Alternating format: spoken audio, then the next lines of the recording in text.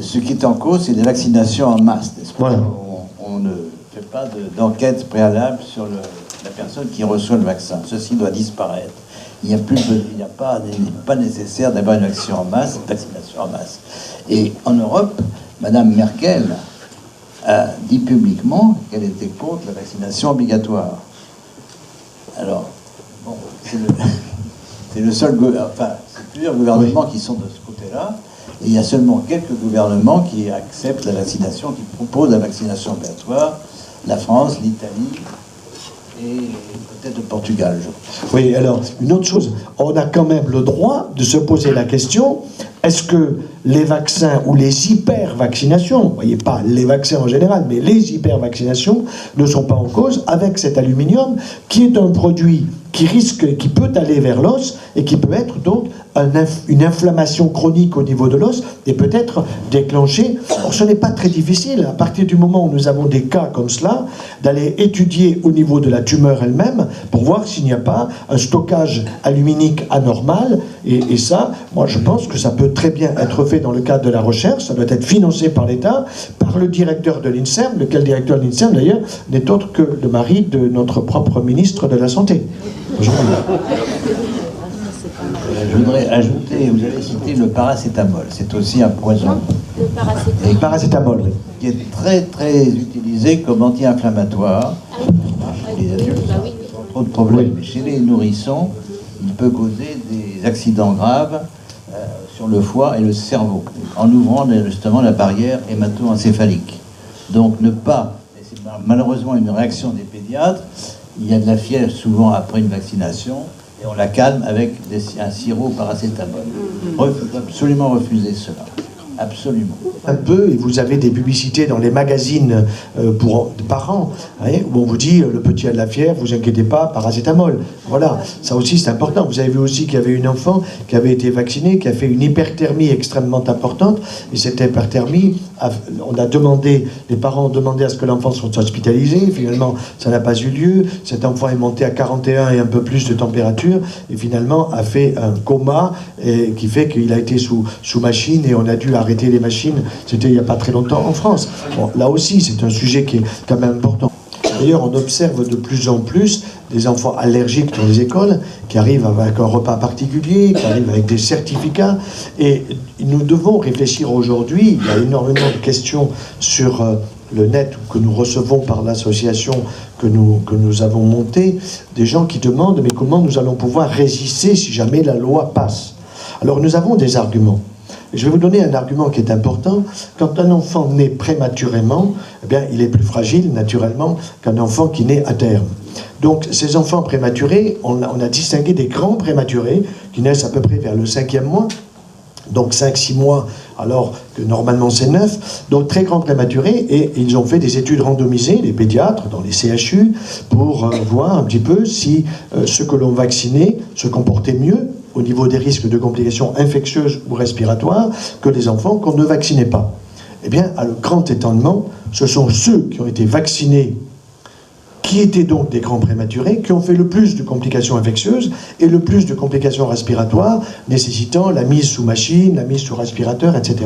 Et donc, ça, ce sont des choses qui ne sont jamais dites, évidemment, par les experts. Je crois qu'il faut que nous aidions les gens à rentrer en résistance, ceux qui disent « non, moi je n'accepte pas ». Et en particulier, j'insiste beaucoup, lorsqu'un enfant vient de naître, pour faire la promotion de quelque chose de tout à fait naturel et qui ne coûte rien, qui est l'allaitement maternel. Il ne s'agit pas d'obliger les femmes à allaiter, il s'agit de leur dire, sachez que c'est quand même l'idéal pour la santé de votre enfant, parce qu'il est protégé sur le plan immunologique, et c'est aussi la santé de votre propre glande mammaire, puisqu'on sait que les femmes qui ont allaité, je parle le temps que donne l'OMS, dont je parlais tout à l'heure, sont celles qui font le moins de cancer du sein, dans la mesure où il n'y a pas d'autres facteurs héréditaires ou autres. Vous voyez, justement, monsieur, à propos du lait maternel, on remarque bien qu'aucun ministre, aucun expert ne nous parle du meilleur de tous les vaccins quand l'enfant vient de naître, à savoir le lait maternel. Hein, le lait maternel contient des CD4, des lymphocytes T4, que l'on connaît bien et que le professeur Montagnier connaît plus que tout le monde, puisque c'est lui qui a découvert le virus du sida.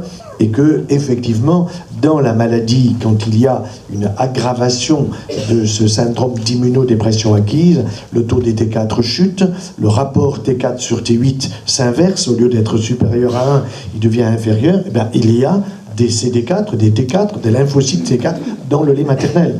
Il y a des immunoglobulines dans le lait maternel. Il y a de la lactoferrine, qui sont des produits totalement protecteurs de l'enfant.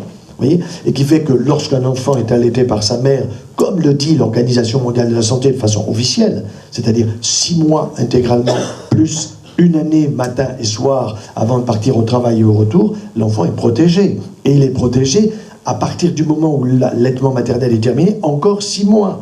Or, on sait que le système immunitaire d'un enfant se construit à partir du jour de la conception sur 1000 jours, c'est-à-dire vous calculez les 270 jours du temps de la grossesse, vous ajoutez 2 années de 365 jours, ça fait 1000 jours.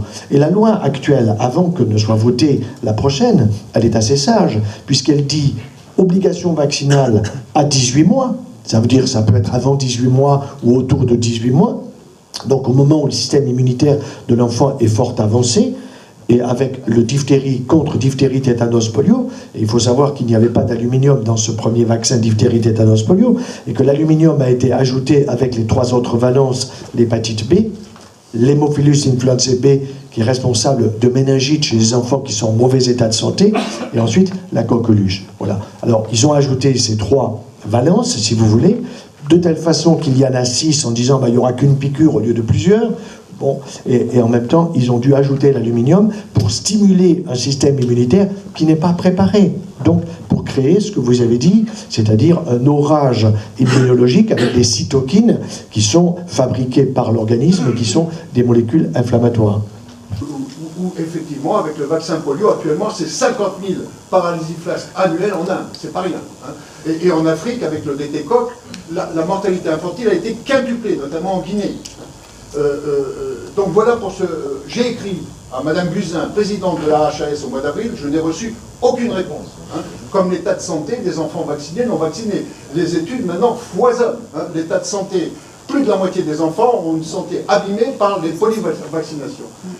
Plus grave, le vaccin Exion de Sanofi, qui est sorti le 23 mars l'année dernière, est la réplique exacte du vaccin Exavac, qui a été supprimé par l'Agence européenne du médicament en septembre 2005 à cause de 6 morts subites du nourrisson qui ont été confirmées par autopsie par les médecins légistes que j'ai contactés en Allemagne.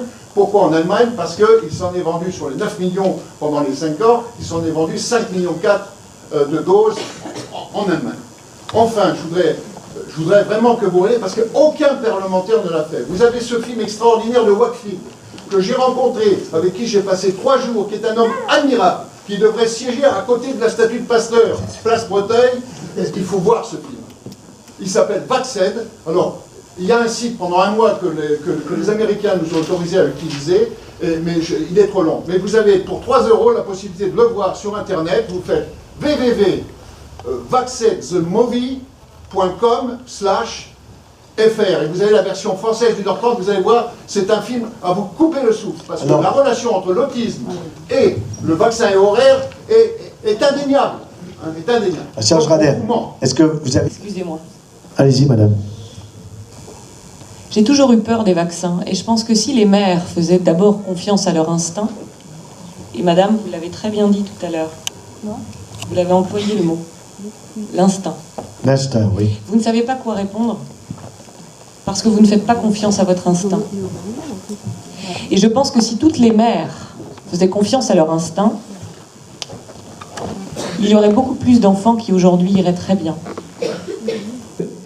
Comment on va faire pour faire contrebalancer quand même des décisions qui sont des décisions monstrueuses? Est-ce qu'on peut faire appel à la Cour de justice européenne ou pas? Ça me ramène, et j'en finis par là, à notre action collective, parce que moi j'observe que partout en France, il y a des gens, des associations, là j'ai encore reçu hier une pétition.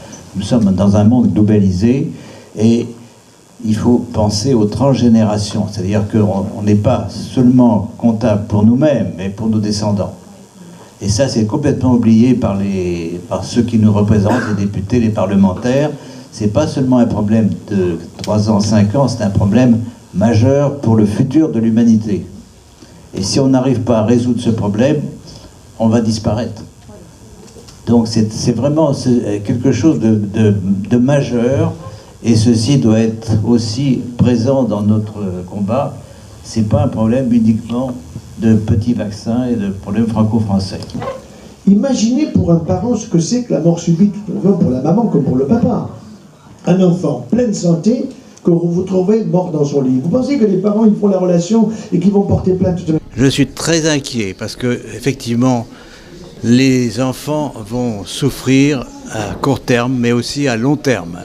Et il faut s'attendre à des maladies neurodégénératives qui vont se succéder chez des enfants, des adultes jeunes, et également des cancers. Donc tout ceci est pas prouvé, mais est suggéré par des travaux qui sont des travaux scientifiques, et pas par des études épidémiologiques qui sont biaisées parce qu'il y a sous-déclaration actuelle des effets secondaires des vaccins.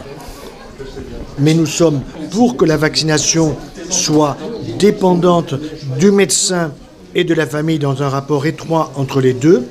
Il ne s'agit pas d'imposer. Or, aujourd'hui, les médecins ont peur parce que vous avez d'une part une loi qui risque d'arriver et d'autre part le Conseil de l'ordre qui dit si jamais vous ne suivez pas la loi, vous risquez d'être radié et de ne pas pouvoir exercer votre métier. Ça, c'est absolument intolérable. Donc, nous ne sommes pas encore une fois contre les vaccins. En particulier, il n'est pas question qu'un enfant de 6 semaines soit vacciné contre l'hépatite B. Tout ça est totalement aberrant.